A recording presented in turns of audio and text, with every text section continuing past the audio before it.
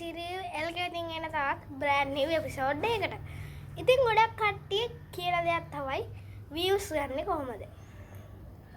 normal ප්‍රශ්නයක්. ඉතින් views ගන්න එක අපි ගොඩක් ශ්‍රී ලංකාවේ content creatorsලා YouTubersලා try කරන්නේ ශ්‍රී ලංකාවේ ඇතුලේ තමන්ගේ YouTube channel එක ජනප්‍රිය කරන්න. මතක තියාගන්න ශ්‍රී ලංකාව කියන්නේ පොඩි රටක්.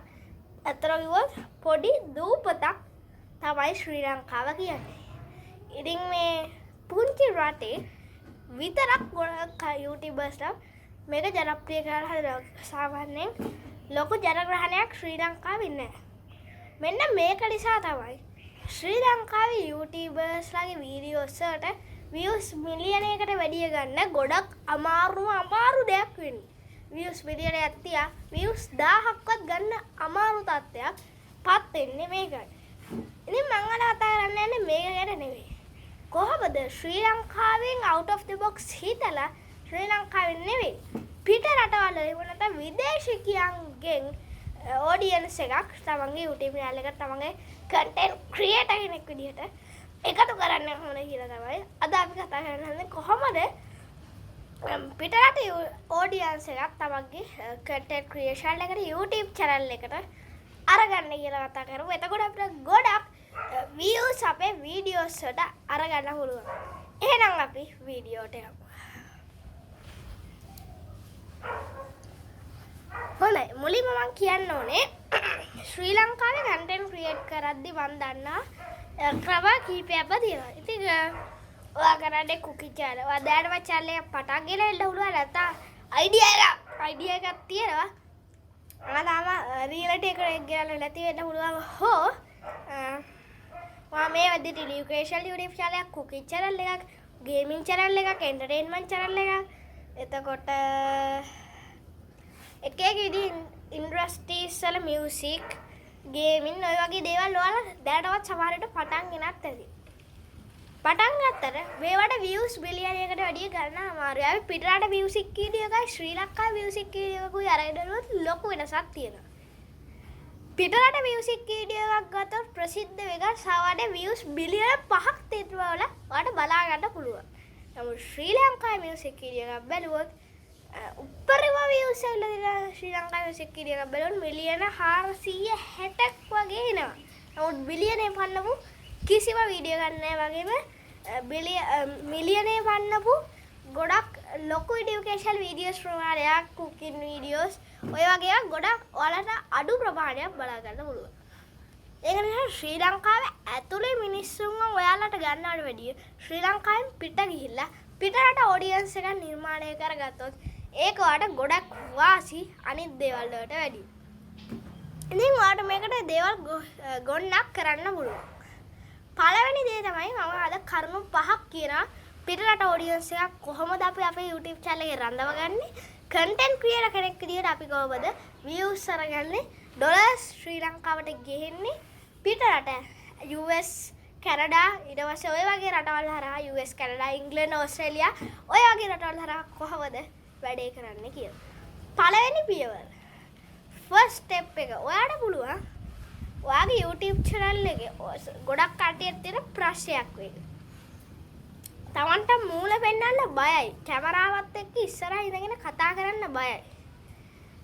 ඒ වගේම ඉංග්‍රීසි දන්නේ කතා කරන්න හෝ ඉංග්‍රීසි කතා කරත් ඒක අර ස්පීකින් මොඩ් එක නැත්තම් ඒකේ සවුන්ඩ්ස් එක්ස්ප්‍රෙෂන්ස් ඒ වගේ දේවල් පිටරට විදිහට ඒ ක්වොලිටි එකට එන්නේ නැහැ. නැත්තම් හරි ක්වොලිටි එකට නැහැ, කැමරාස් නැහැ. හරියටම කිව්වොත් තවට කැටගරි එකක් නැහැ. ඔන්න ඔය ප්‍රශ්න ටික. මූණ පෙන්නන්නේ නැතුව කොහොමද කන්ටෙන්ට් එකක් කරන්නේ? ඔයා පිටරට එහෙම නැත්නම් විදේශිකයන්ට කන්ටෙන්ට් හදනවා කරන්න දෙලා හොඳම දෙයක් තමයි මූණ පෙන්නන්නේ නැතුවත් ඔයාලට කන්ටෙන්ට් ක්‍රියේට් කරන්න පුළුවන්. එතකොට එයාලා දන්නේ නැහැ අපි මොන රටේද, අපේ ලැන්ග්වේජ් එක මොකක්ද, ලැන්ග්වේජ් කතාව මම කියන්න. ලැන්ග්වේජ් එක මොකක්ද? අපි කොහෙද, අපි කොහොමද ඉඩියලට ඒව එයාලට අදාළ නැහැ. එයාලට අවශ්‍ය දේ එයාලට ලැබෙනවා නේද? ඉතින් අන්න ඒක නිසා ඔයාලට පුළුවන් මූණ පෙන්නන්නේ නැති කන්ටෙන්ට් ජාතියක් උනත් කරන්න. ඉතින් කතා කරද්දි ගොඩක් කට්ටියක් තියෙන ප්‍රශ්නේ තමයි ඉංග්‍රීසි කතා කරන්න දන්නේ නැහැ. ඒක කොහොමවත් ගොඩක් ශ්‍රී ලාංකිකයෝට බෑ. නැත්තම් එහෙම නැත්තම් ඉංග්‍රීසි කතා කරන්න පුළුවන්.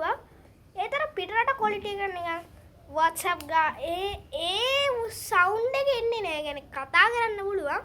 අර පිටරට quality එකටම sound එක එන්නේ නැහැ. ඒක එයාලා ඉපදිච්ච ඇටි පිටරට කට්ටිය අපේ සිංහල භාෂාවන් මේ විදිහට කතා කරන්නත් බෑනේ.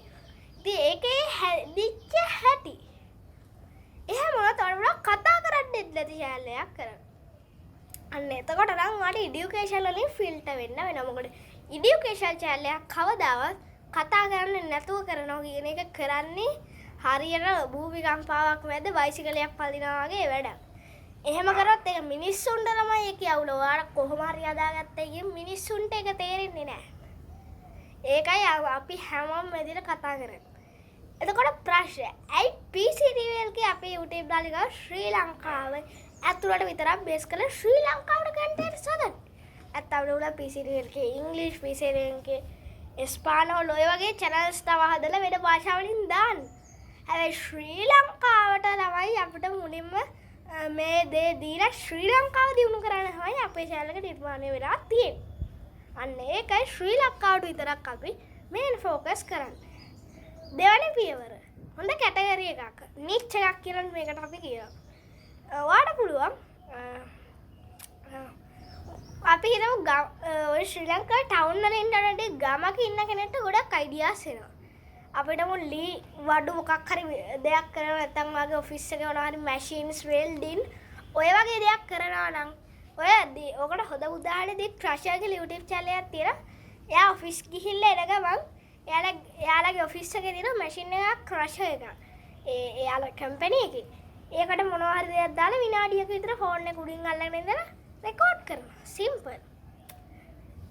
සිම්පල් දෙයක් සිම්පල් කැටගරි එකක්. තුන්වෙනි පියවර.